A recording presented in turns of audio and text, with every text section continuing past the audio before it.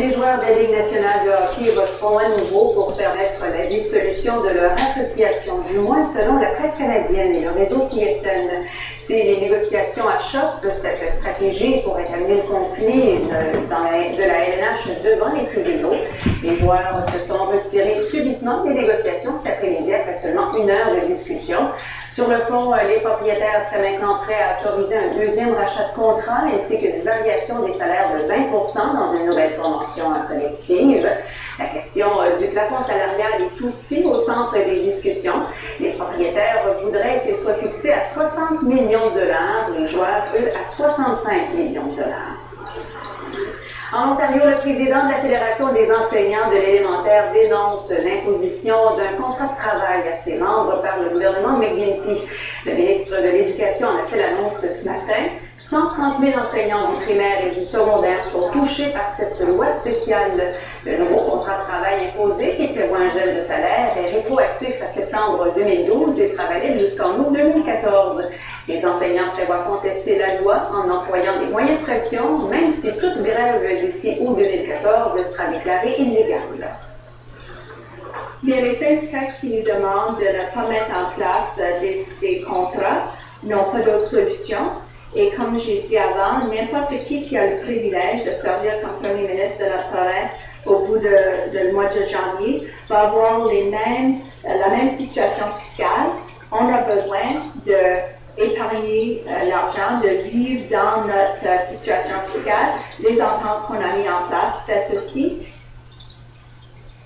Never in our history have we had the government of Ontario force a contract or force the terms and conditions of our agreements upon us. First time ever. Unprecedented, autocratic approach to a very disturbing methodology.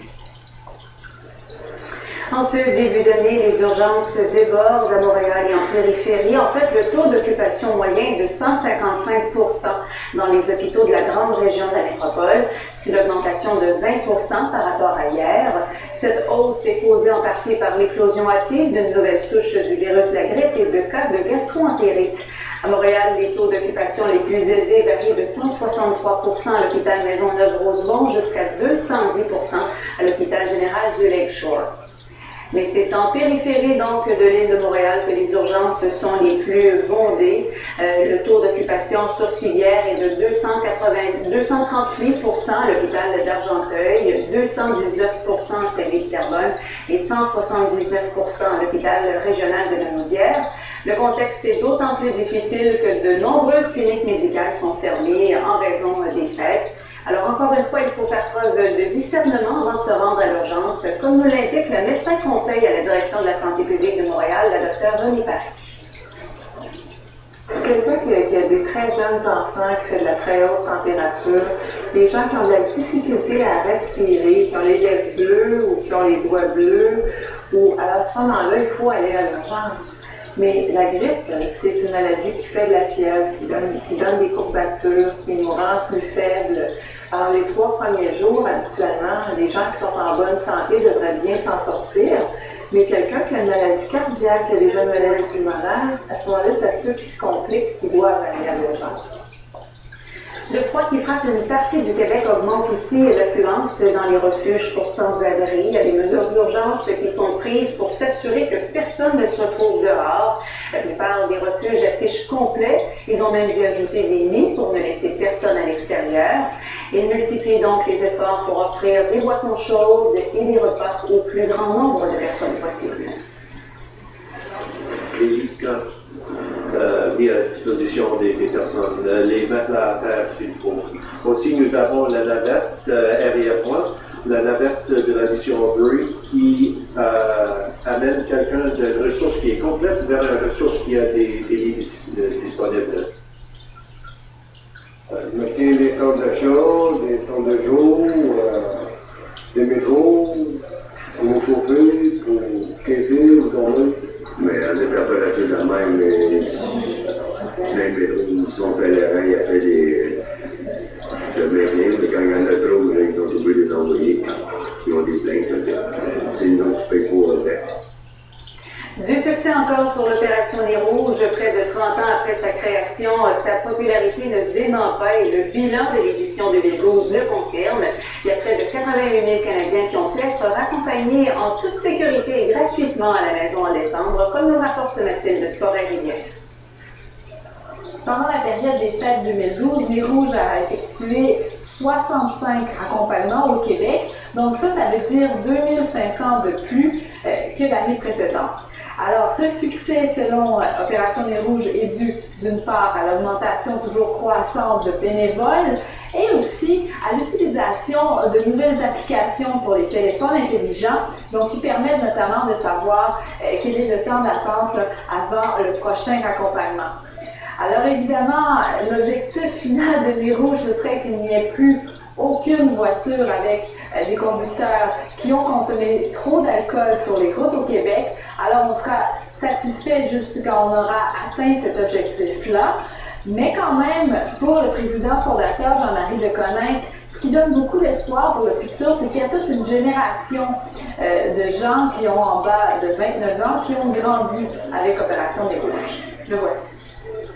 Il n'y a aucun jeune qui est né au Québec qui n'a pas connu de période sans Nez Rouge, parce que Nez Rouge a commencé à 29 ans. Tous les jeunes de moins de 24 ans, c'est clair, ils n'ont pas connu de période des fêtes sans l'opération Nez Rouge. Ils ont vu leurs parents utiliser faire appel à Opération Nez Rouge. Ils l'utilisent même eux maintenant. Lors de sa création en 1984, il y avait 50% des accidents mortels sur les routes du Canada qui étaient dus à l'alcool. Et maintenant, en 2013, en 2012, c'est 33% des accidents mortels sur nos routes qui sont dus à l'alcool au volant. Alors évidemment, pour Nez Rouge, il faut continuer à diminuer ce pourcentage jusqu'à ce qu'il n'y ait plus d'accidents mortels dus à l'alcool sur les routes du Canada et du Québec. Et pour l'an prochain, pour le 30e, on se donne le défi de réduire encore de façon importante le nombre d'accidents sur les routes dus à l'alcool. La compagnie Enbridge a annoncé que son pipeline Seaway aux États-Unis sera opérationnel dès la semaine prochaine. Le Léoduc a été fermé pour augmenter sa capacité de livraison. Il transporte le pétrole depuis l'Oklahoma jusqu'aux raffineries du Texas. Alors, massivement, le Léoduc va permettre la livraison de 3 fois plus de pétrole vers ces raffineries. Oui, l'augmentation de la capacité par le pipeline a été augmentée. Elle va passer de 150 000 barils de pétrole par jour à 400 000. Et pour cela, il faut construire des stations de pompage. Il va falloir aussi connecter ces différentes stations aux raffineries dans le golfe du Mexique. Alors, ce qui se passe, c'est que les pipelines sont maintenant à pleine capacité. Il y a une surproduction de pétrole en ce moment, que ce soit en Alberta, en Saskatchewan, mais aussi aux États-Unis, dans le Dakota du Nord et au Montana.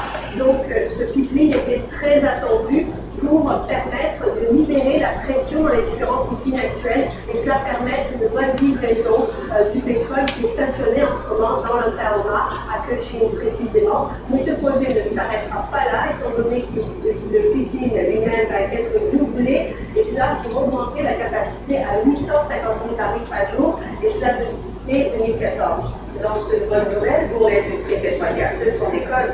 Absolument, c'est une bonne nouvelle, ça, parce que si le prix du pétrole sur le marché est aux alentours des $90, eh bien, les producteurs de pétrole ici en Alberta perdent $30 par baril, parce qu'à cause de la loi du marché, eh bien, il y a trop de pétrole en ce moment à Cushing, et c'est vendu un peu moins cher. Je vous laisse d'ailleurs écouter le porte-parole de l'Association canadienne des producteurs pétroliers. Right now we have a prevention of some more problem.